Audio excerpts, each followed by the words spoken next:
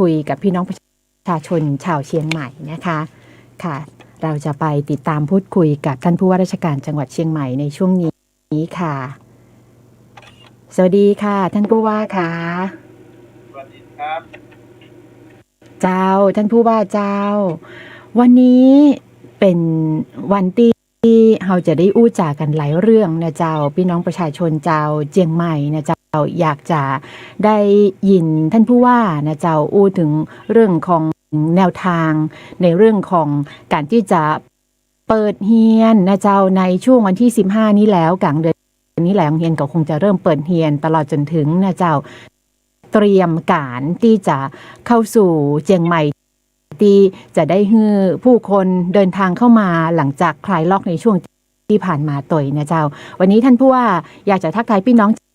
ชาวเจียงใหม่เรียนเชิญท่านผู้ว่าเจ้าครับสวัสดีครับพี่น้องชาวเชียงใหม่ครับวันนี้ก็เป็นช่วงปลายฤดูฝนแล้วนะครับแต่อย่างไรก็ตามนะครับทางอุตุนิยมวิทยาเมื่อบอกว่าช่วงเดือนกันยานี้นะเราไปยังมีฝนไปจนถึงปลายเดือนนะครับปลายเดือนเพราะฉะนั้นในส่วนของบางพื้นที่นะครับโดยเฉพาะพื้นที่ที่อยู่ใกล้ดอยนะครับในเรื่องของน้ำป่าไหลหลากน้ำล้นตลิ่งดินถล่มน้ำท่วมฉับพลันนะครับก็ต้องระมัดระวังยังต้องระมัดระวังกันอยู่นะครับทางทีมงานนะครับเตือนภัยของตำบลหมู่บ้านนะครับวิสเตอร์เตือนภัยในช่วงนี้นะครับก็มันติดตามสถานการณ์มานะครับเดือนสิงหาก็มีฝนของเชียงใหม่นะครับฝางแม่อาย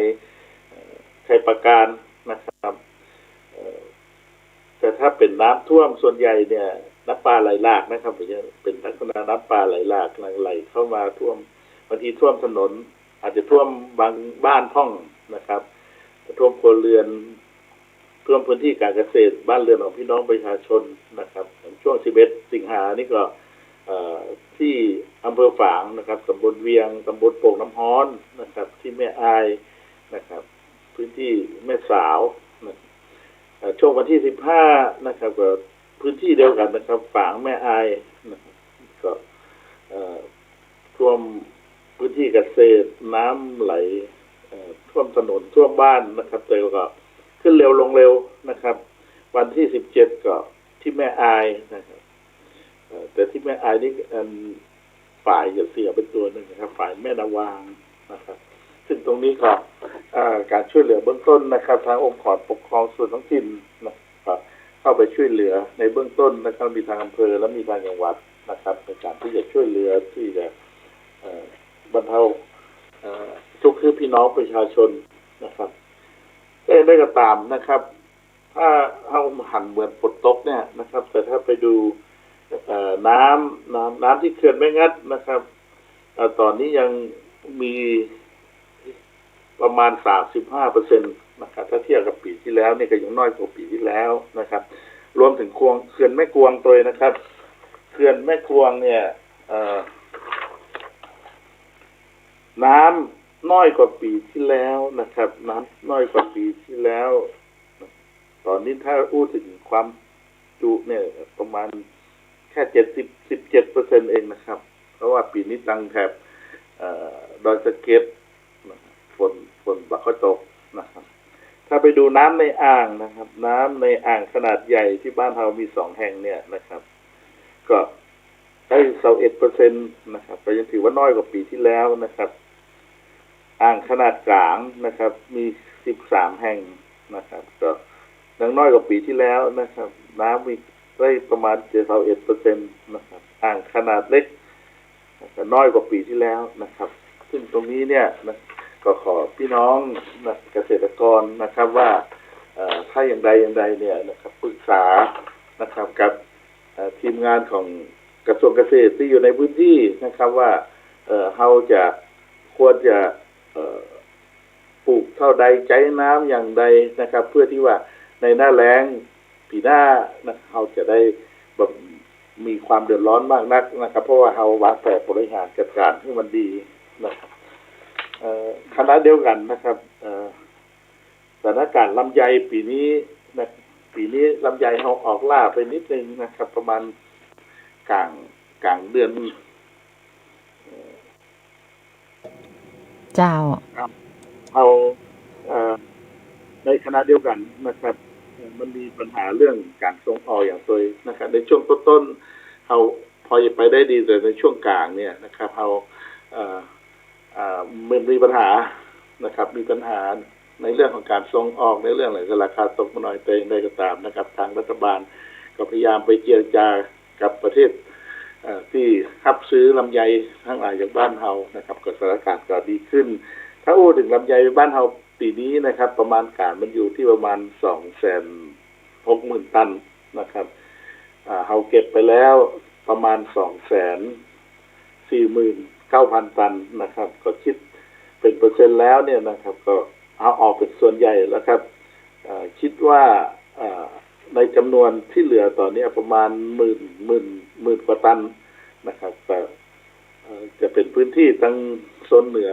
นะครับกับโซนกลางที่ยังเหลืออยู่นะครับก็คิดว่าปีนี้เนี่ยนะครับพอจะผ่านวิกฤตในเรื่องของลำไยไปได้นะครับถึงแม้จะทุรักทุเลในช่วงกลางหน่อยนะครับแต่นั่นก็ตามมีข้อคิดนะครับว่าในการเก็บลำไยเนี่ยนะครับต่อไปนี้เนี่ยเราต้องให้ความสำคัญกับการเพื่อนเขาว่าพิถีพิถันเรื่องเก็บลำไยหน่อยนะครับไอ้ที่มีปัญหาที่ผ่านมานะครับทางประเทศจีนเนี่ยเพิ่นแจ้งว่าลำไยเฮาเนี่ยมันมีผลเปื้อนเชื้อเพี้ยแป้งนะครับซึ่งพอเข้าไปแล้วเนี่ยมันก็เพิ่นก็จะห้ามนำเข้าเพราะถ้าห้ามนำเข้ามันก็มีผลกระทบต่อหมู่เฮานะครับในขณะเดียวกันนะในเรื่องของการบริโภคลำไยนะครับณขณะนี้เนี่ยประเทศหลายๆประเทศอย่างเวียดนามหรืออย่างประเทศพม่าหรืออย่างที่เป็นเริ่มมีการปลูกลำไยนะครับเริ่มมีการปลูกลำไยเนี่ยเพราะฉะนั้นเนี่ยลำไยก็มันก็ออกสู่ตลาดนักนะครับซึ่งพอออกสู่ตลาดนักเนี่ยมันก็ผู้ซื้อเนี่ยดูตั้งซื้อนะครับก็เลือกอันที่ดีๆไปอันที่บ่ดีเพิ่นก็เหมือนคือราคาบ่ซื้ออย่างไปเนี่ยนะครับเพราะฉะนั้นถ้าแนวทางนะครับแนวทางในเรื่องของการที่จะดูแลลำไยเนี่ยนะก็ต้องให้ความสำคัญกันในเชิงของการคุณภาพอย่างใดนะครับลำไยเขาจะเป็นลำไยที่บ่มีเชื้อโรคในขณะเดียวกันแนวโน้มการกินลำไยสมัยนี้นะครับลำไยอินทรีย์นะครับที่เป็นลำไยปลอดภัยในขณะเดียวกันหน่วยมันอาจจะต้องใหญ่ขึ้นนะครับทำได้ที่เราทำเป็นลำไยที่เป็นคุณภาพนะครับแล้วก็สามารถประมาณการความต้องการของลำไยในแต่ละปีได้เพื่อเราจะได้สามารถบริหารจัดการเกี่ยวกับลำไยได้นะครับซึ่งตรงนี้เนี่ยผมก็ได้ถามทางเกษตรจังหวัดเพิ่นก็บอกว่าลำไยถ้าเป็นลักษณะของลำไยแปลงใหญ่นะครับซึ่งเป็นนโยบายของกระทรวงเกษตรที่จะส่งเสริมเนี่ยนะครับเราจะไม่ค่อยมีปัญหาเรื่องพวกนี้นะครับในขณะเดียวกันเราสามารถใช้ระบบการค้าขายออนไลน์นะครับมาช่วยในการสร้างช่องทางการตลาดนะครับแล้วลดภาระต้นทุนทั้งหลายนะครับเพื่อให้ทางเกษตรกรเนี่ยสามารถมีรายได้จากการทำลำไยนักขึ้นนะครับซึ่งตรงนี้เนี่ยก็เป็นข้อคิดสำหรับหมู่เฮานะครับว่าตอนนี้ยุคสมัยมันเปลี่ยนไปแล้วนะครับเมื่อก่อนอาจจะมีประเทศเฮาเจ้าเดียวนะครับที่ขายลำไยแต่เดี๋ยวนี้เนี่ยนะครับลำไยมีถึงเวียดนามไปถึงเขมรในอย่างทั้งหลายนะครับในขณะที่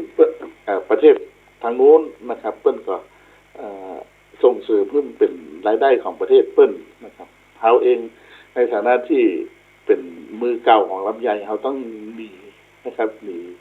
ขึ้นไปทำลำไยเชิงคุณภาพลำไยอินทรีย์ลำไยหน่วยใหญ่ๆหวานกรอบนะครับซึ่งตรงนี้เนี่ยนะครับมันเป็นแนวโน้มทิศทางที่มันเปลี่ยนนะครับ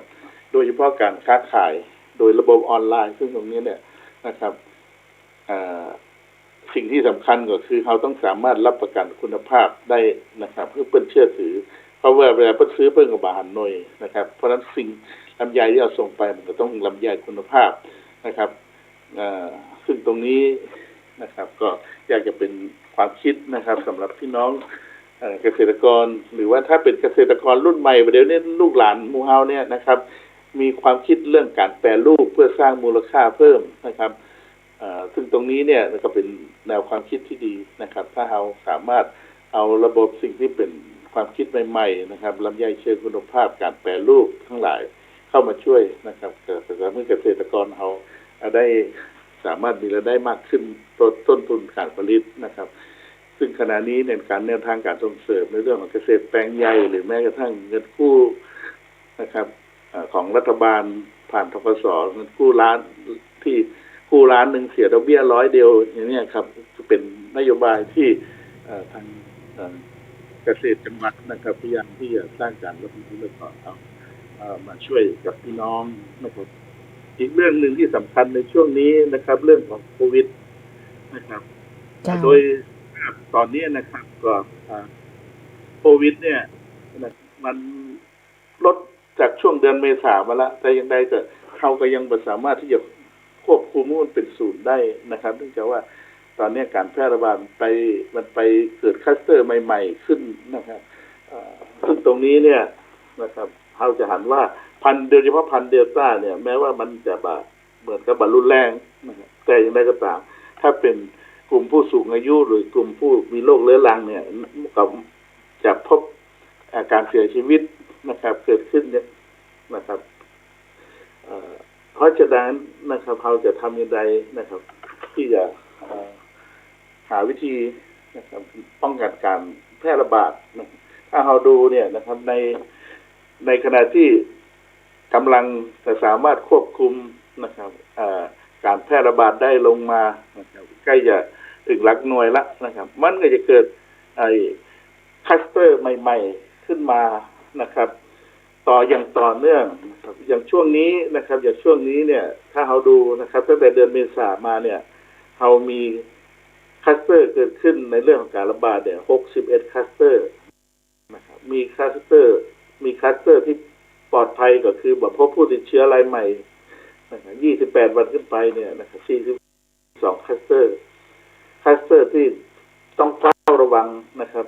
ก็คือแบบพบผู้ติดเชื้อรายใหม่14วันละแต่ว่ายังไม่ถึง18วันอีก2คลัสเตอร์ที่ต้องเฝ้าระวังก็คือเจอใหม่ๆเนี่ยอีก17คลัสเตอร์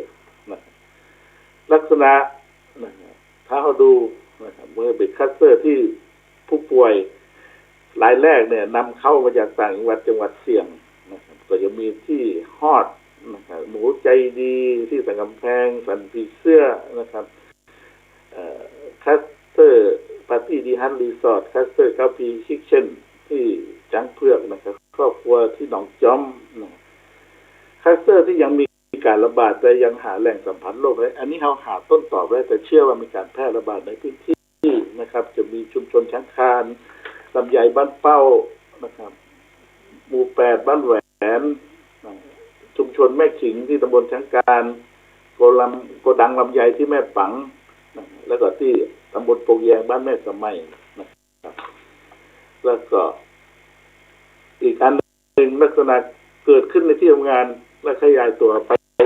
ที่ชุมชนนะครับอันนี้ก็ยังหาแหล่งสัมพันธ์มาได้ชัดเจนนะครับก็จะมีที่บริษัท AP Fitting หนองแฟกนะครับบริษัทท็อปคาเลนนะครับรวมส่วนหนึ่งของมิตซูแสงชัยนะครับหมู่5ต้นโจกชัยประการคงผลไม้โอวีบริษัทล่าสุดที่บริษัทบีไทเซอร์นะครับโซลาร์เซลล์บริษัทคำลาบฟ้าวนะซึ่งตรงนี้เนี่ยยังเป็นคลัสเตอร์ที่ยังต้องเฝ้าระวังติดตามใกล้ชิดนะครับแล้วก็ยังมีคลัสเตอร์ที่ลำพูนที่เกิดขึ้นลำพูนแล้วก็มีคนบ้านเอาไปแยกขาดนะครับเพราะตรงนี้เนี่ยนะครับเพราะมาตรการบางอย่างก็จำเป็นต้องมีนะครับเพื่อที่สำคัญตอนนี้เนี่ยนะครับเรากำลังจะเริ่มว่าพิจารณาว่าในหลักเกณฑ์ที่กรมอนามัยกับกระทรวงศึกษาธิการนะครับได้กำหนดเป็นมาตรการเพื่อจะให้ได้มี การแก้อาคารในการเรียนการสอนในพื้นที่นะครับขณะนี้นี่ได้มีการประชุมนะครับเพื่อกำหนดมาตรการทำแผนควบคุมนะครับแล้วก็ทำการประเมินความพร้อมให้กับผู้บริหารของเขตพื้นที่ต่างๆนะครับเพื่อพิจารณาว่าถ้าโรงเรียนท่านมีความพร้อมนะครับก็สามารถเสนอขอเปิดใช้อาคารการเรียนการสอนได้นะฮะซึ่งตรงนี้เนี่ยนะครับเป็นเรื่องที่มีความสำคัญนะครับเพราะว่าถ้าในโรงเรียนเกิดการติดเชื้อแพร่ระบาดแบบว่าจะมาจากชุมชนหรือว่ามาจากครอบครัวเนี่ยมันก็อาจจะเป็นคลัสเตอร์ใหญ่มีโอกาสนะครับมีโอกาสถ้าเราระวังเป็นคลัสเตอร์ใหญ่เรียนเดียวในช่วงหลังไปเนี่ยนะครับทีมงานของท่านผอ.สพล.ศูนย์ควบคุมโรคนะครับกับท่านศึกษาเนี่ยเพื่อจะมาทำความเข้าใจสร้างงานคือข้อมูลกับหมู่เฮานะครับเพื่อที่ว่าเฮาก็จะได้มีส่วนร่วมพิจารณานะครับในฐานะเป็นกลุ่มผู้ปกครองของบรรดานักเรียนทั้งหลายนะครับได้ช่วยพิจารณาว่าโรงเรียนนี้ท่านมั่นใจหรือว่าท่านยังไม่แน่ใจนะครับพอจะได้แจ้งเป็นข้อมูลมาให้ผ่านทางทีมงานโควิดหมู่บ้านตำบลหรือทีมงานของอำเภอขึ้นมาเพื่อเป็นข้อมูลขึ้นทางจังหวัดนะครับก็เฮานะครับจำเป็นที่ต้องใช้ชีวิตกับโควิดที่ได้เฮาจะทำยังไงให้ชีวิตเฮามีความปลอดภัยจะเห็นว่าตอนนี้ทางกระทรวงสาธารณสุขนะครับได้เสนอ มาตรการแบบครอบจักรวาลมานะครับก็อยากจะให้พี่น้องช่วยดูนะครับว่ามีอันไหนที่เราจะสามารถนะครับปรับตัวให้สอดคล้องกับ10 ข้อของมาตรการครอบจักรวาลนี้ได้นะครับก็อยากจะเตือนตัวพี่น้องนะครับเพราะว่าณขณะนี้เนี่ยนะครับการแพร่ระบาดนะครับก็ยังพบนะครับอย่างต่อเนื่องนะครับอาจจะนักบ้างหรือน้อยบ้างนี่ขึ้นอยู่กับจำนวนคนที่อยู่ในคลัสเตอร์นั้นๆนะครับก็ให้อย่างใดนะครับก็อยากจะให้พี่น้องนะครับได้ฟังทางท่านผอ.ศูนย์ควบคุมโรคนะครับแล้วก็ทางท่านศึกษาธิการจังหวัดครับในช่วงนี้ก็รบกวนเวลาพ่อแม่พี่น้องก็ดีกันครับเจ้ายินดีเจ้าท่านผู้ว่าเจ้าขอบพระคุณท่านเจ้าสวัสดีเจ้าท่านผู้ว่าราชการจังหวัดเชียงใหม่นะเจ้าท่านเจริญฤทธิ์สงวนสัตว์นะเจ้าก็ได้อู้ถึงราคาผลผลิตทางการเกษตรโดยเฉพาะผลผลิตลำไยนะเจ้าที่มีปัญหาผลผลิตราคาตกต่ำแล้วก็มีสถานการณ์แพร่ระบาดโควิด -19 นะเจ้าเลยทำให้การส่งออกกระจายสินค้าเนี่ยชะลอตัวในช่วงที่ผ่านมาตอนนี้ก็เริ่มคลี่คลายตามลำดับนะเจ้าตลอดจนถึงเรื่องของสถานการณ์ภัยธรรมชาติโดยเฉพาะอย่างยิ่งนะเจ้าพายุฝนฟ้าคะนองก็แจ้งเตือนให้พี่น้องประชาชนได้เฝ้าระวังถึงสถานการณ์อุทกภัยนะเจ้าน้ำป่าไหลหลากดินโคลนถล่มซึ่งช่วงที่ผ่านมาก็เกิดในระยะสั้นๆแล้วก็สามารถที่จะดำเนินการแก้ไขให้คลี่คลายไปได้นะเจ้านอกเหนือจากนี้นะเจ้าท่านก็อู้ถึงเรื่องของสถานการณ์ในเรื่องของน้ำท่าที่จะใช้อุปโภคบริโภคนะเจ้าปริมาณน้ำในอ่างเก็บน้ำซึ่งขณะนี้นะเจ้าก็มีฝนตกลงมาก็มีการเก็บกักน้ำเอาไว้ใช้นะเจ้ายามหน้าแล้งได้อย่างเพียงพอตลอดจนถึงสถานการณ์การแพร่ระบาดโควิด -19 ซึ่งหลังจากนี้ไปนะเจ้าเฮาก็จะได้มีการเตรียมการเพื่อที่จะพิจารณาเปิดการเรียนการสอนแบบออนไซต์โดยสถานศึกษาต่างๆได้มีการเตรียมความพร้อมอย่างใดกันพ่องนะเจ้าเฮาได้มีการวางแนวทางอย่างใดพ่องในช่วงนี้นะเจ้านายแพทย์สุเมธองค์วันดีผู้อำนวยการสำนักงานป้องกันควบคุมโรคที่1เชียงใหม่นะเจ้าจะได้อู้จาถึงเรื่องนี้ให้กับพี่น้องประชาชนแล้วก็ผู้ปกครองได้เข้าใจแล้วก็เกิดความมั่นใจในแนวทางในการควบคุมโรคนะเจ้าตอนนี้ท่านอยู่ในสายกับเฮาแล้วนะเจ้าสวัสดีค่ะครับยุ้ยแล้วก็ทางผู้ฟังทางบ้านนะครับค่ะค่ะคุณหมอคะเกี่ยวกับเรื่องของแนวทางในการควบคุมโรคค่ะก็ยังอยู่ในช่วงที่ผู้ปกครองนะคะแล้วก็ พี่น้องประชาชนหลายท่านเนี่ยก็ยังคงกังวลใจอยู่ดังนั้นแล้วแนวทางนะคะเกี่ยวกับเรื่องของการกำหนดมาตรการต่างๆนะคะในการที่จะเปิดการเรียนการสอนแบบออนไซต์ซึ่งหลังจากนี้เนี่ยอยากจะให้คุณหมอได้เล่าให้กับท่านผู้ฟังได้ฟังกันค่ะว่าเราจะมั่นใจได้อย่างไรถึงมาตรการต่างๆเหล่านี้แล้วก็จะปลอดภัยพร้อมๆกันก็ต้องให้ความร่วมมือกันด้วยนะคะจะทำอย่างไรได้บ้างนะคะเรียนเชิญค่ะครับสวัสดีครับก็เรื่องการกลับมาเปิดสถานศึกษานะครับที่ผ่านมาก็จะมีกรมอนามัยนะครับที่ได้ออกแนวทางไว้ถ้าเราคุ้นชื่อนะครับจะชื่อไทย Stop COVID Plus ที่นอกจากโรงเรียนก็ยังมีสถานประกอบการร้านอาหารตลาดหลายๆแห่งนะครับเป็นการประเมินตนเองเพื่อรับรองผลแล้วก็ใช้ได้ในหลายๆรูปแบบของกิจกรรมแล้วสถานศึกษาเองก็จะเป็นเรื่องหนึ่งนะครับที่อยู่ในตัวประเมินไทยStop COVID Plus ที่เป็นการประเมินตนเองนะครับถึงอาคารสถานที่ตัวบุคลากรนะครับการจัดการสิ่งแวดล้อมการรักษาความสะอาดเนาะซึ่งอันนี้โดยทางท่านและที่ประชุมก็มอบหมายมายังสำนักงานป้องกันโรคที่1นะครับให้ช่วยทำแบบประเมินนะครับเป็นการประเมินสถานศึกษานะครับซึ่งทางท่านศึกษาธิการจังหวัดก็จะได้ใช้แนวทางนี้ไปประเมินส่วนของโรงเรียนต่างๆถึงความพร้อมในการที่ว่าน่าจะเปิดได้หรืออาจจะต้องรอไปก่อนนะครับที่ผมนำเรียนไปเมื่อสักครู่นะครับไทย Stop COVID Plus ตัวนี้จะเป็นการหลักเลยนะครับที่ใช้ประเมินโรงเรียนแต่จะมีเกณฑ์อื่นๆนะครับที่จะประกอบด้วยนะครับเช่นไทยเซฟไทยอันนี้จะเป็นประเมินตนเองนะครับถึงความเสี่ยงของตัวนักเรียนนะครับแล้วก็คุณครูบุคลากรที่อยู่ในสถานศึกษาว่าที่ผ่านมาเนี่ยเรามีความเสี่ยงไหมนะครับเป็นการประเมินเป็นระยะนะครับก็อาจจะสัก1 สัปดาห์ครั้งหนึ่งนะครับซึ่งก็จะเป็นการประเมินทั่วไปเช่นตนเองมีอาการเจ็บป่วยนะครับเข้าข่ายที่สงสัยจะเป็นการติดเชื้อโคโรนาไวรัส 2019 หรือไม่นะครับเช่นเรื่อง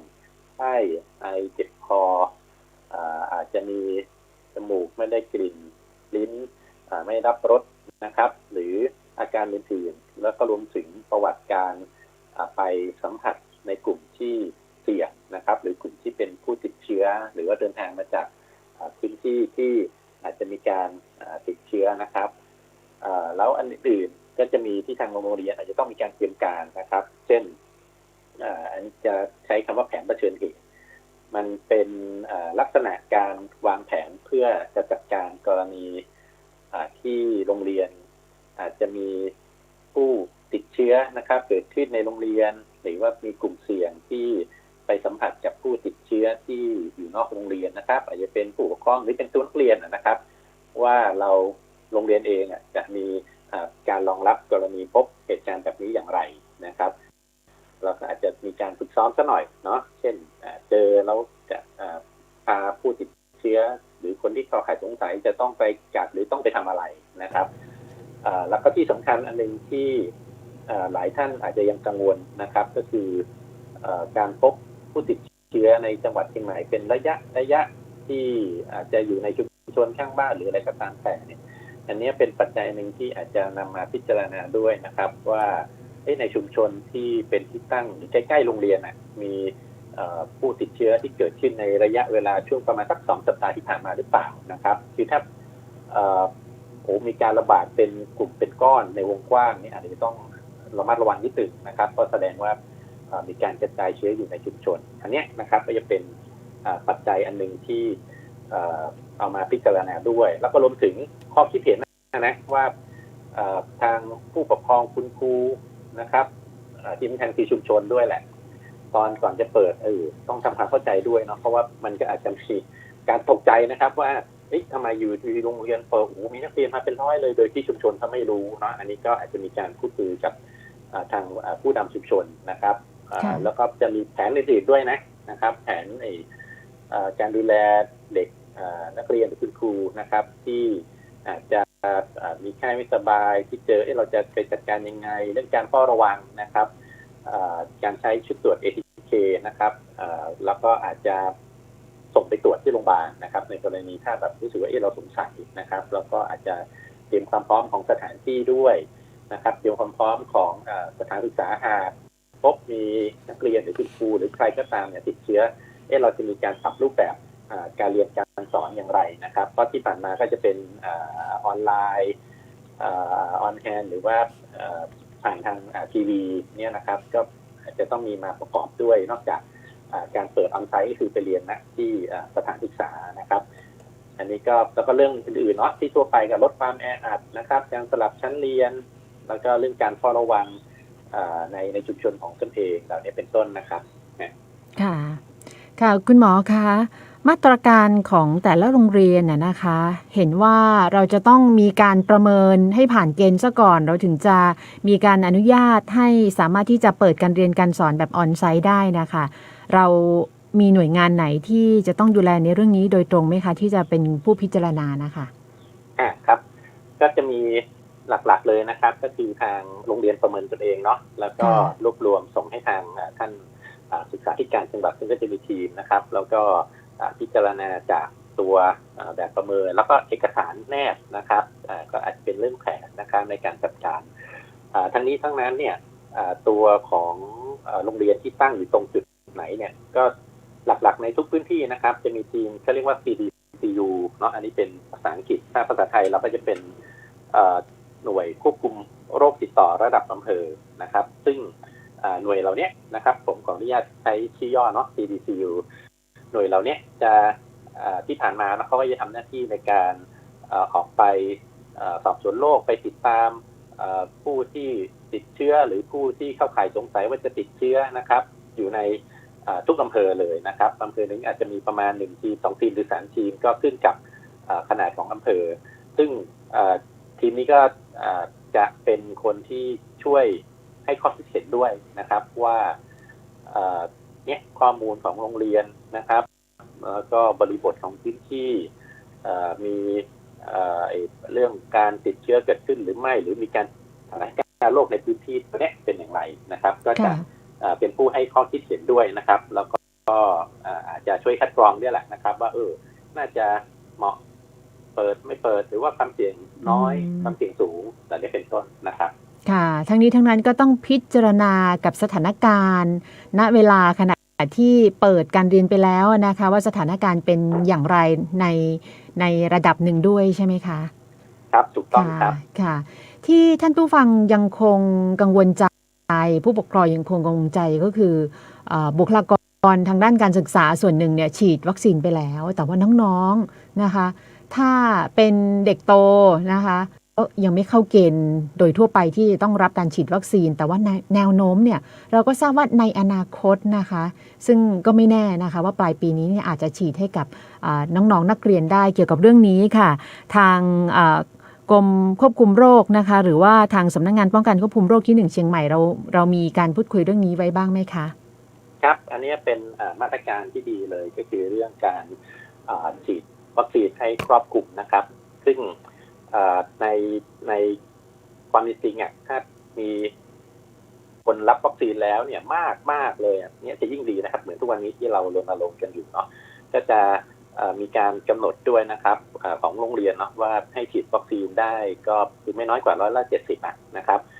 ส่วนของคุณครูหรือบุคลากรทางการศึกษาที่อาจจะมีเขาเรียกว่าเป็นกลุ่มเสี่ยงเนาะที่เรารณรงค์ให้ฉีดวัคซีนเช่นเป็นมีโรคเรื้อรังนะครับหรืออาจจะตั้งครรภ์ด้วยนะครับหรือว่ามีภาวะที่น้ำหนักเกินนะครับเหล่านี้อยากจะให้คุณครูและบุคลากรทางการศึกษาเนาะอันนี้คือก็จะได้รับวัคซีนอยู่แล้วนะเพราะคิดว่าคงได้เกิน18 ปีก็อยากให้ฉีดได้ครบทุกคนเพราะว่าการเปิดโรงเรียนมันเป็นการรวมกันเป็นกลุ่มเป็นก้อนจำนวนมากนะครับส่วนของนักเรียนเองเนี่ยถ้า18 ปีขึ้นไปอันนี้ก็ที่เราทราบกันอยู่นะครับฉีดได้แต่ถ้าเป็นอาจจะโรงเรียนประถมเนาะที่เด็กหรือมัธยมที่เด็กอาจจะยังไม่เกิน18 ปีนะครับอันนี้ทางกรมควบคุมโรคเองกำลังมี การศึกษาแล้วก็วางแผนแต่จริงๆพอจะมีข้อมูลบ้างละว่าก็จะมีวัคซีนบางตัวนะครับที่สามารถฉีดได้ในคนอายุตั้งแต่12 ปีนะครับถึง18 ปีนะครับนะเป็นกลุ่มที่ขณะนี้อาจจะยังไม่ได้ให้เข้ามาฉีดนะครับแต่เดี๋ยวในระยะถัดไปก็จะมีการทำแนวทางแล้วก็จะกำหนดว่าให้มาฉีดจะเป็นวัคซีนตัวไหนนะครับอยากให้รอติดตามต่อไปด้วยนะครับค่ะคุณหมอคะอยากจะให้คุณหมอฝากถึงพี่น้องประชาชนนะคะเพราะว่าหลังจากนี้ไปนะคะจริงๆแล้วเริ่มมาตั้งแต่วันที่1 กันยายนแล้วนะคะที่พื้นที่ควบคุมสูงสุดและเข้มงวด29 จังหวัดแล้วก็ประชาชนในจังหวัดอื่นๆจะเดินทางเข้ามาในจังหวัดเชียงใหม่ได้การฉีดวัคซีนครบ2 เข็มหรือว่าบางชนิดเนี่ยเข็มเดียวก็สามารถเดินทางเข้ามาในพื้นที่จังหวัดเชียงใหม่ได้แล้วนะคะอยากจะให้คุณหมอได้พูดคุยว่ามันสำคัญอย่างไรในเรื่องของการฉีดวัคซีนจำเป็นอย่างไรบ้างแล้วก็เป็นการยกระดับในเรื่องของความปลอดภัยให้กับสถานการณ์ในปัจจุบันอย่างไรบ้างนะคะเรียนเชิญคุณหมอค่ะวัคซีนที่เรามีให้ฉีดอยู่ในขณะนี้นะครับไม่ว่าจะเป็นที่ทางรัฐบาลได้จัดสรรมาให้หรือว่าเป็นวัคซีนทางเลือกที่อาจจะมีผ่านทางองค์กรทางภาคเอกชนต่างๆนะครับทุกตัวเนี่ยสามารถไปฉีดได้แล้วก็มีความปลอดภัยนะครับจะเราเคยได้ยินข่าวนู้นข่าวนี้เนาะหรือว่าไปเปรียบเทียบจากข้อมูลในทางอินเทอร์เน็ตนะครับว่าตัวนั้นมีประสิทธิภาพสูงประสิทธิภาพต่ำแต่ผมอยากจะนำเรียนว่านะครับวัคซีนมีประสิทธิภาพในการที่จะป้องกันการติดเชื้อการจะเจ็บป่วยนะครับนอนโรงพยาบาลหรือว่าจะเสียชีวิตเนี่ยได้ดีทุกๆตัวนะครับแต่อาจจะมีความแตกต่างกันในแต่ละชนิดและในขณะนี้ที่มีสายพันธุ์ของตัวโคโรนาไวรัสที่อาจจะมีการกลายพันธุ์นะครับประสิทธิภาพก็จะมีการเปลี่ยนแปลงแต่อย่างไรก็ตามนะครับที่ประเทศไทยเราได้ศึกษาที่ผ่านมาเนี่ยวัคซีนที่เคยใช้นะครับในช่วงแรกๆเลยที่ไม่มีวัคซีนที่อื่นเลยเนาะไอตัวซิโนแวคตัวนี้มีประสิทธิภาพในการลดการเจ็บป่วย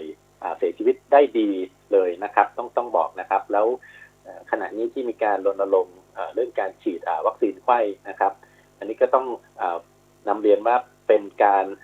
ฉีดที่มีการศึกษาและพบว่ามีความปลอดภัยและมีประสิทธิภาพสูงในการที่จะกระตุ้นภูมิต้านทานในระยะสั้นได้ดีนะครับจึงมีการเพิ่มสูตรนะครับที่เป็นซิโนแวคแล้วตัวที่2ก็เป็นตัวแอสตรานะครับที่พบว่ามีประสิทธิภาพในการป้องกันได้ดีถ้าเราดูนะครับอาจจะตัวนี้มันเพิ่งเริ่มฉีดมาได้ประมาณสักเดือนหนึ่งเราอาจจะสังเกตจำนวนการติดเชื้อที่ทิศทางที่ลดลงในหลายภูมิภาคในชวนนะครับถึงที่กลุ่มที่เรียกสั้นๆเนาะ608นะครับอายุเกิน60 ปีมีโรคประจำตัวใน7 กลุ่มโรคแล้วก็เป็นหญิงตั้งครรภ์เนี่ยมาฉีดวัคซีนนะครับอย่างไรก็ตามประโยชน์ที่ได้เนี่ยมากกว่าโทษและลดเรื่องการเจ็บป่วยเสียชีวิตได้นะครับอยากจะเชิญชวนว่าให้มาฉีดกันให้ได้เยอะๆแล้วก็ทันนะครับอย่างที่ถ้า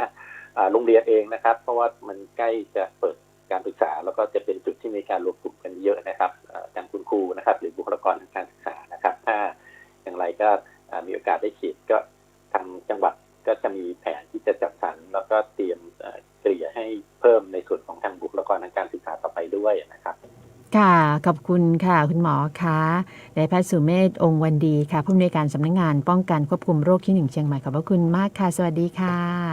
ค่ะคุณหมอได้ให้แนวทางในการคัดกรองนะคะแล้วก็มาตรการด้านการควบคุมโรคนะคะในการเปิดการเรียนการสอนแบบออนไซต์ในช่วงวันที่15 กันยายนนะคะถ้าหากว่าสถาบันการศึกษาได้มีการประเมินเป็นไปตามเกณฑ์นะคะแต่ละโรงเรียนก็จะเปิดเรียนได้ตามปกตินะคะแต่เนื่องจากว่าในช่วงนี้เป็นช่วงที่ถ้าเป็นตามวาระตามปกติแล้วนะคะก็ใกล้จะปิดเทอมอีก รอบหนึ่งแล้วนะคะดังนั้นแล้วเนี่ยในส่วนของการพิจารณาเปิดการเรียนการสอนแบบออนไซต์เนี่ยเราจะมีการวางแผนการจัดการเรียนการสอนอย่างไรมีการพิจารณาเปิดการเรียนการสอนอย่างไรในช่วงนี้ค่ะท่านศึกษาธิการจังหวัดเชียงใหม่ค่ะท่านยุพินบัวคอมอยู่ในสายกับเราจะไปพูดคุยกับท่านค่ะสวัสดีค่ะท่านศึกษาธิการจังหวัดค่ะค่ะสวัสดีค่ะค่ะพูดถึงเรื่องของการเปิดการเรียนโดยเฉพาะสถานศึกษาน้องๆในทุกระดับชั้นที่ผ่านมาเราก็ปิดเรียนออนไลน์กันนะคะตอนนี้เนี่ยหลักเกณฑ์นะคะในการพิจารณาแนวทางเนี่ยเราจะเปิดวันที่15กันยายนแน่นอนไหมคะหรือว่ามีหลักเกณฑ์อื่นใดเฉพาะในส่วนของจังหวัดเชียงใหม่ไหมคะค่ะก็คงจะสืบเนื่องจากผู้อำนวยการสำนักงานป้องกันควบคุมโรคที่1จังหวัดเชียงใหม่นะคะที่ท่านได้ทำเครื่องมือหรือว่าแบบประเมินความพร้อมของสถานศึกษาเพื่อพิจารณาเปิดเรียนแบบออนไซต์นะคะก็ตอนนี้ทางสำนักงานสาธิการจังหวัดเชียงใหม่ก็ได้ส่งแบบประเมินดังกล่าวให้กับต้นสังกัดให้สถานศึกษาที่มีความพร้อมที่มีความสมัครใจนะคะส่งคำแบบประเมินตั้งแต่วันที่3มาแล้วให้ยื่นความประสงค์ขอจัดการเรียนการสอนแบบออนไซต์ต่อหน่วยงานต้นสังกัดหรือว่าหน่วยที่กำกับดูแลอยู่นะคะซึ่งแบบประเมินตรงนี้นะคะเราก็ได้เพื่อให้มันไวขึ้นเราก็ได้ทำเอกสารอื่นประกอบนะคะไปให้เป็นทิศทางเดียวกันในที่จะประกอบอย่างเช่นในเรื่องของรูปเล่มแผนเผชิญเหตุนะคะอะไรต่างๆตามที่คุณหมอนำเรียนกับท่านผู้ฟังแล้วนะคะมีอยู่10ข้อนะคะเมื่อโรงเรียนประเมินแล้วก็ให้รับรองข้อมูลโดยผู้บริหารของสถานศึกษาหรือของโรงเรียนนะคะแล้วก็ผ่านหน่วยงานต้นสังกัดนะคะหรือผู้มีที่อำนาจได้รับมอบหมายนะคะซึ่งเราจะเห็นได้ว่าในท้ายสุดนะคะความเห็นที่สำคัญที่จะเป็นองค์ประกอบก็คือหน่วยปฏิบัติการควบคุมโรคระดับอำเภอนะคะที่ใช้คำว่า CDC อยู่นะคะซึ่งมีนายอำเภอท่านเป็นประธานอยู่แล้วให้ข้อคิดเห็นนะคะรวมทั้งดูบริบทรอบๆสถานโรงเรียนนะคะในเรื่องการสถานการณ์แพร่ระบาดประกอบด้วยนะคะในเมื่อหน่วยงานต้นสังกัดประเมินแล้วนะคะก็จะต้องส่งเอกสารให้สำนักงานสาธิการจังหวัดนะคะตามที่คณะกรรมการโรคติดต่อจังหวัดเชียงใหม่มอบหมายให้เป็นคนรวบรวมแล้วก็เห็นชอบนะคะเห็นชอบเราก็จะนำมากลั่นกรองนะคะให้ความเห็นชอบโรงเรียนทุกสังกัดนะคะที่ประสงค์ที่จะจัดการเรียนแบบออนไซต์แล้วก็เราจะนำเสนอต่อคณะกรรมการโรคติดต่อจังหวัดเชียงใหม่ก่อนวันที่14ค่ะประมาณ13ถ้าเอกสารไวเราก็จะรีบนำเสนอนะคะซึ่งตอนนี้ก็ต้องให้คณะกรรมการโรคติดต่อจังหวัดเชียงใหม่พิจารณาอนุญาตการจัดการเรียนการสอนแบบออนไซต์อีกครั้งหนึ่งอะค่ะค่ะในสถานศึกษานะคะแต่ละแห่งตอนนี้เนี่ยเราดูแลครอบคลุมไปถึง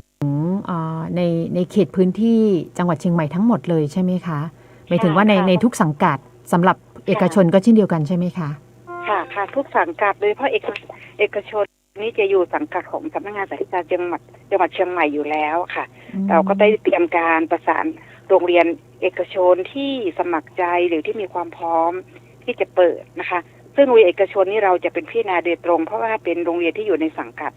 ของสำนักงานสาธิการจังหวัดโดยตรงอยู่แล้วค่ะค่ะเห็นว่าในส่วนของโรงเรียนในสังกัดของเอกชนบางโรงเรียนเนี่ยเขาก็จะมีหลักเกณฑ์ที่อาจจะแตกต่างจากโรงเรียนในสังกัดของส่วนราชการออกไปนะคะโดยเฉพาะเราทราบว่านะคะระยะเวลาของการเรียนการสอนถ้าเป็นตามปกติแล้วช่วงนี้มันก็ใกล้เปิดปิดเรียนปิดเทอมอะค่ะเราจะวางแผนยังไงได้บ้างไหมคะคือผู้ปกครองหลายท่านก็ไม่เข้าใจว่าใกล้ปิดเทอมแล้วเรามาเปิดตอนนี้เนี่ยมันจะเหลื่อมเวลาทำให้ลดเวลาเปิดเทอมการสอบอะไรต่างๆนี่จะเปลี่ยนแปลงไปไหมคะจากตรงปิดเทอมอะไรต่างๆก็ปกติอะค่ะท่านเพราะว่าถ้าโรงเรียนตรงไหนคิดว่าเดี๋ยวจะ15ตุลาก็จะปิดเทอมละก็ไม่ต้องแจ้งความประสงค์ก็ยังไม่เปิดก็ได้เราก็ว่าตามความพร้อมสมัครใจแต่บางโรงเรียนที่อยากเปิดนะคะซึ่งรูปแบบการเปิดออนไซต์ก็ไม่ใช่ว่าจะให้มาเรียนทุกระดับชั้นนะคะอาจจะต้องมีตั้ง5รูปแบบอาจจะต้องแบ่งกลุ่มมาเช้ามาบ่าย แบ่งกลุ่มสลับวันมาเรียนหรือว่ารูปแบบอื่นตามสภาพนะคะ เพราะว่าที่โรงเรียนที่มีความสมัครใจที่มีความพร้อมที่จะเปิดอาจจะเป็นเรื่องของการวัดผลประเมินผล ซึ่งช่วงนี้จะเป็นช่วงที่มีการวัดผลประเมินผลนะคะถ้าเราใช้แบบวัดผลประเมินผลออนไลน์ทั้งหมดนะคะโรงเรียนอาจจะเกรงว่ามันจะได้ไม่มีประสิทธิภาพเหมือนได้มาเจอผู้เรียนอะไรบ้างอันนี้ก็อยู่ที่ความพร้อมความสมัครใจของโรงเรียนเป็นหลักนะคะรวมเพราะว่าในตรงนั้นเราก็จะมีองค์ประกอบว่าท่านต้องถามความคิดเห็นของผู้ปกครองผู้มีส่วนได้ส่วนเสียชุมชนสถานพยาบาลอะไรต่างๆที่คุณหมอนำเรียนนะคะต้องสถานศึกษาต้องมีคู่สถานพยาบาลพร้อมที่จะช่วยเหลือถ้ามีการแพร่ระบาดในโรงเรียนต้องสำรวจความคิดเห็นของนักเรียนครูบุคลากรด้วยนะคะให้ยินยอมหรือว่ายอมรับในมาตรการถ้าเราเปิดเรียนออนไซต์นะ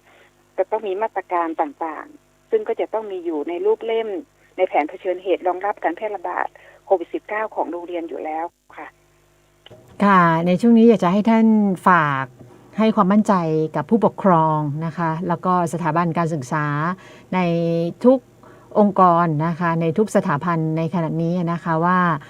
ถ้าหากว่าจะเปิดการเรียนการสอนแบบออนไซต์นะคะทางศึกษาธิการจังหวัดเองนะคะก็จะได้มีส่วนร่วมนะคะในการที่จะทำให้มีความปลอดภัยมากยิ่งขึ้นในช่วงท้ายนี้ค่ะเชิญค่ะค่ะเราก็จะต้องดูองค์ประกอบตามเครื่องแบบประเมินผลว่าท่านได้มีรัดกุมนะคะโดยเฉพาะในเรื่องของแผนเผชิญเหตุต่างๆบุคลากรของเราได้ประเมินตนเองสารสัตว์ประเมินตนเองตามที่ทางคณะกรรมการควบคุมโรค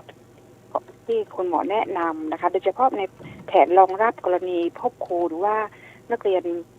มีอาการต่างๆโรงเรียนต้องสร้างความมั่นใจนะคะให้กับชุมชนให้กับสังคมให้ได้ว่าเรามีแผนสำรองอะไรบ้างนะคะเราเตรียมความพร้อมอย่างไรต้องให้สร้างความมั่นใจให้ได้ว่ารัฐกรมซึ่งตรงนี้สำนักงานสาธารณสุขจังหวัดก็จะต้องกองอีกรอบหนึ่งหลังจากผ่านโรงเรียนผ่านต้นสังกัดนะคะรวมทั้งสถานการณ์ต่างๆนะคะเพื่อให้การเปิดเรียนโรงเรียนที่มีความประสงค์เนี่ยให้ความมั่นใจว่าเราต้องมีมาตรการที่เข้มงวดนะคะต้องช่วยกันนะคะถ้าเรายังไม่พร้อมยังไม่สมัครใจเราโดยองค์ประกอบต่างๆแล้วก็ยังไม่ต้องเสนอมาก็ได้เพราะเราเน้นความพร้อมความสมัครใจของโรงเรียนเป็นหลักค่ะค่ะวันนี้ขอบพระคุณค่ะท่านยุพินบัวคอมค่ะศึกษาธิการจังหวัดเชียงใหม่เนี่ยค่ะก็ได้พูดให้ความมั่นใจกับพี่น้องประชาชนถึงเรื่องของการเปิดการเรียนการสอนแบบออนไซต์นะคะถ้าไม่มีอะไรนะคะที่จะต้องปรับปรุงนะคะก็คาดว่าบางโรงเรียนอาจจะเปิดได้15กันยายนนี้แล้วนะคะท่านศึกษาธิการค่ะค่ะตรงนี้ที่เสนอมานะคะก็ถ้าคณะกรรมการโรคติดต่อจังหวัดอนุญาตให้เปิดได้ก็จะออกเป็นคำสั่งของจังหวัดเชียงใหม่เรานะคะด้วยคณะกรรมการโรคติดต่อจังหวัดโดยเราจะเรียงโรงเรียนที่ขอมาเป็นสังกัดต่อไปอะค่ะค่ะขอบพระคุณค่ะท่านศึกษาธิการจังหวัดนะคะก็ได้พูดคุยให้เราฟังถึงความมั่นใจนะคะในการที่จะเปิดเรียนแบบออนไซต์นะคะหรือว่านักเรียนสามารถที่จะมาเรียนในโรงเรียนได้ตามปกตินะคะก็ต้องให้ท่านผู้ฟังได้ติดตามข้อมูลข่าวสารของแต่ละโรงเรียนอีกครั้งหนึ่งนะคะว่าจะมีการประกาศเป็นอย่างไรเรียนให้ได้ทราบนะคะว่าแต่ละสถาบันการศึกษาเนี่ยไม่ได้เปิดพร้อมกันนะคะทั้งนี้ขึ้นอยู่กับความพร้อมของแต่ละโรงเรียนกันด้วยค่ะสำหรับคำถามที่ท่านผู้ฟังสอบถามมานะคะในการที่จะเดินทางเข้ามาในพื้นที่จังหวัดเชียงใหม่นะคะแล้วก็ในขณะนี้แนวทางเป็นอย่างไรบ้างเรียนว่านะคะผู้ที่เดินทางมาจากพื้นที่ควบคุมสูงสุดเข้มงวดที่เดินทางมาจากระยองแล้วก็แม่สอดจังหวัดตากค่ะสามารถที่จะเดินทางเข้ามาได้นะคะโดยใช้แบบเชียงใหม่4หนังสืออนุญาตให้เดินทางออกนอกจากที่อยู่อาศัยในกรณีที่ควบคุมไว้สังเกตอาการนะคะแล้วก็จะมีแบบหนังสือเชีย